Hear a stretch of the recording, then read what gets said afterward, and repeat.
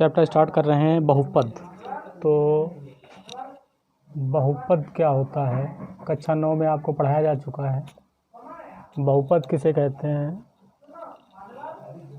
अंग्रेजी में कहते हैं इसे पॉलिनोमियल कहते हैं। तो यदि परिभाषा है, हम लिखते हैं यहाँ पर इसकी, यदि a1, a2, a3 ... an वास्तविक संख्याएं हैं। कैसी हैं? वास्तविक संख्याएं हैं, तब px बराबर, यहाँ a0 भी लिख देते हैं, a0 plus a1 x plus a2 x square ... an x की पावर n जो है,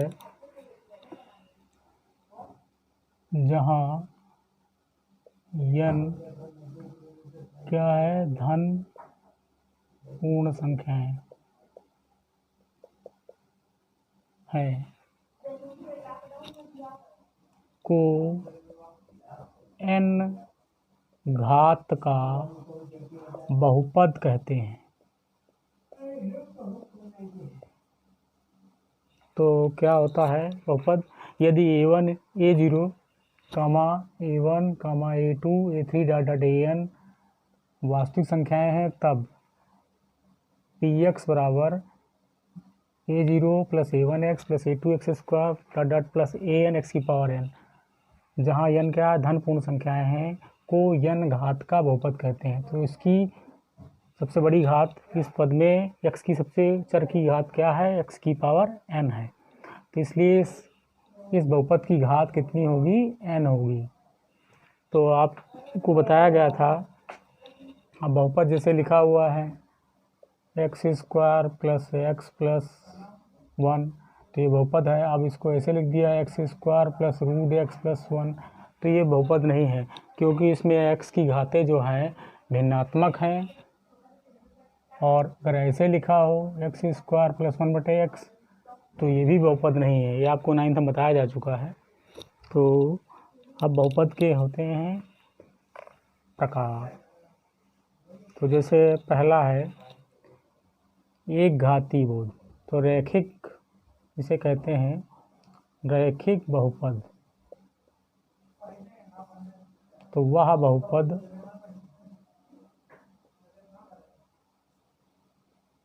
जिसकी घात 1 हो, रैखिक बहुपद होता है। तो रैखिक बहुपद क्या होता है? वह बहुपद जिसकी घात कितनी हो, 1, क्या कहलाता है, रैखिक बहुपद। फिर आता है द्विघात बहुपद।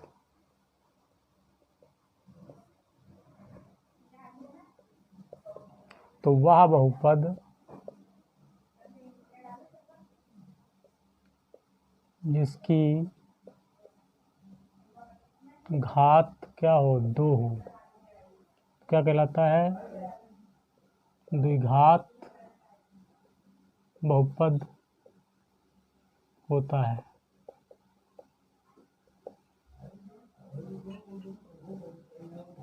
अब इसके बाद में आता है त्रिघात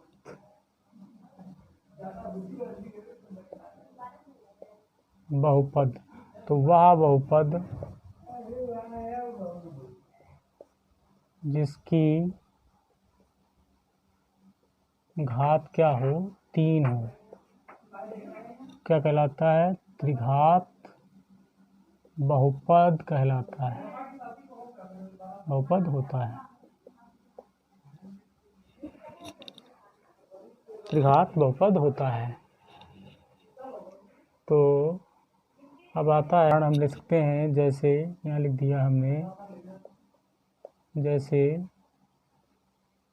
ax प्लस b के रूप का कोई बीजीय व्यंजक होगा, तो क्या होगा, वह एक रैखिक बहुपद होगा, जहाँ a is not equal to 0 हो और a b क्या वास्तविक संख्याएं हैं। इसी प्रकार दे सकते हैं हम द्विघात का उदाहरण ले सकते हैं, जैसे ax square plus bx plus c बरा, ये क्या है, द्विघात बहुपद है। यहाँ भी a is not equal to 0 हो, a comma b comma c क्या हो, वास्तविक संख्याएं, तो ये कहलाता है द्विघात बहुपद। इसी प्रकार त्रिघात बहुपद क्या है, ax cube plus bx square plus cx plus d, इसके रूप का कोई भी बहुपद होगा वो त्रिघात बहुपद होगा, जहाँ a is not equal to क्या हो, 0, और a b c d क्या हो, वास्तविक संख्याएं, तो ये कहलाता है त्रिघात बहुपद। इसी प्रकार चतुर्थ घात बहुपद होता है जिसमें क्या होती है, 4 होती है। तो बहुपद की बड़ी घात, तो घात कैसे निकालेंगे, जैसे कोई बहुपद लिखा हुआ, जैसे बहुपद की घात ज्ञात करना, बहुपद की घात, तो जैसे लिखा हुआ बहुपद है x की power 4 plus x cube plus x square plus x plus 1, ये कोई बहुपद दिया है, मान लीजिए पी एक्स बराबर मान लिया हमने। तो देखिए इसमें क्या है, x की सबसे बड़ी घात कौन सी है, 4 आ रही, इसलिए बहुपद की घात क्या हो जाएगी, बहुपद की घात बराबर कितनी आ जाएगी, 4। तो ये पिछली कक्षा में पढ़ाया जा चुका है, तो फिर से एक बार दोहराते हैं कि बहुपद की परिभाषा है क्या, यदि a0 a1 a2 a3 an वास्तविक संख्याएं हैं तब कोई बीजीय पद px बराबर a0 plus a1x plus a2x square plus an x की पावर n, जहाँ n क्या धन पूर्ण संख्याएं हैं को n घात का बहुपद कहते हैं। तो इसके बहुपद की घात कितनी है, n है। अगर हम a की पावर n को 0 ले लें तो क्या हो जाएगा, ये हो जाएगा n-1 घात का बहुपद बन जाएगा। तो इस तरह अब अगर हम इसमें क्या करें, a1 यानी a0 बराबर a1 बराबर a2 डॉट डॉट an बराबर 0 ले लें तो जो है px बराबर क्या आ जाएगा, 0, इसे कहते हैं शून्य बहुपद। इसे क्या कहते हैं, शून्य बहुपद, शून्य बहुपद कहते हैं। और शून्य बहुपद की घात जो होती अनिर्धारित होती है, शून्य बहुपद की घात अनिर्धारित होती है।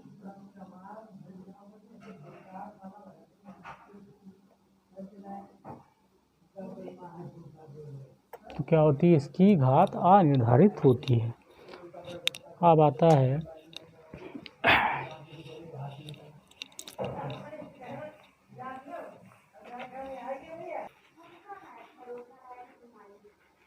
अब देखिए आपको 9th में बताया गया था शून्य क्या होते हैं, तो उसके बारे में बताते हैं। जैसे हमने लिया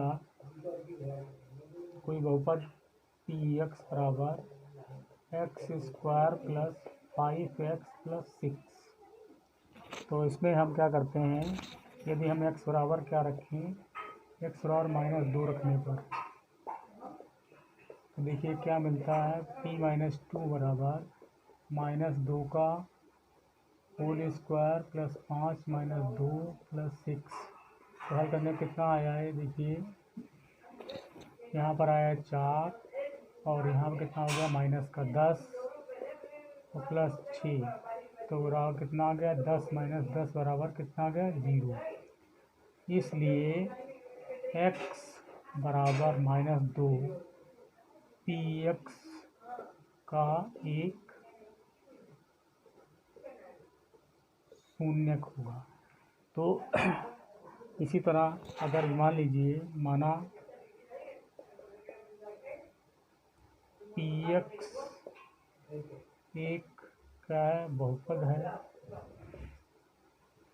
और k एक वास्तविक संख्या है, तो यदि x बराबर क्या रखें, k रखेंगे, k रखने पर क्या मिलेगा, pk बराबर क्या हो जाएगा, 0, और जो px का एक क्या है, शून्यक है। तो क्या हो जाएगा, एक्स बराबर के रखने पर ये 0 के बराबर आ जाएगा। तो कोई भी संख्या यदि रखने पर बहुपद का मान 0 आ जाता है तो वह उसकी क्या कहलाती है, शून्यक कहलाती है। क्या कहलाती है, शून्यक कहलाती है, तो जीरोज कहलाते हैं। अब आता है माना बहुपद ax प्लस बी का, से पी एक्स मान लेते हैं, पी एक्स बराबर ए प्लस बी का शून्यक के है। तो पी के बराबर क्या हो जाएगा, 0। इसलिए पी के बराबर, इसमें के रख दीजिए तो क्या आ जाएगा, ए के प्लस बी बराबर 0। तो हल करेंगे के बराबर क्या आ जाएगा, माइनस का बी अपान ए। तो ये आ गया शून्यक के, क्या था, शून्यक था। और ये क्या आ गया, बी क्या है इसमें बहुपद में, अचर पद है। और बटे ए क्या है, यक्स का गुणांक। तो बहुपद के गुणांकों और शून्यकों में एक संबंध मिल गया हमको। तो ए एक्स बी का शून्यक के बराबर क्या आ गया यहाँ से, माइनस अचर पद अपान एक्स का गुणांक। तो शेष कल वीडियो में बताएंगे।